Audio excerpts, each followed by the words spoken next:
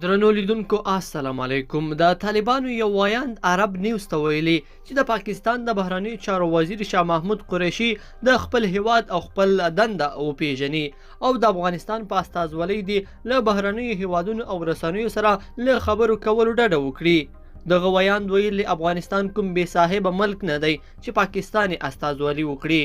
ویاند زیاته کړې ده چې ژر به د افغانستان نوی حکومت اعلان شي او حکومتي چارې به په ګړندۍ توګه بیرته له سره پیل شي. بلخوا محسن داوړ د ملي جمهوري غورځنګ په نوم ګوند تاسیس کړ.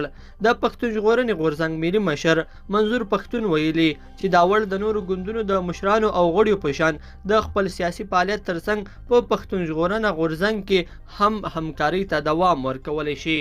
بلخوا پوتین وایي افغانستان کې د امریکا د 100 کلن حضور پایلې مرګ او بربادي وه. د روسیې ولسمشر ولادیمیر پوتین په افغانستان کې د امریکا 100 کلن حضور چې په دې وروستیو ورځو کې پای ته ورسید تر پوښتنې لاندې راوستی دی. د مسکو ټایمز د راپور له مخې پوتین په خپله وروستۍ وینا کې ویلي چې امریکایي پوځیانو 100 کاله په افغانستان کې بې ځایه هڅې وکړې او په دغه هیواد کې د امریکا 100 کلن حضور له مرګ او بربادي پرته بل هیڅ نتیجه له ځان سره نه لرله. هغه څرګنده کړې ده چې دا مصیبت یوازې افغانانو ته نه بلکې هغو کسانو ته هم رسېدلی دی چې په دغه هیواد کې بې معنی جګړه کې قرباني ورکړې ده.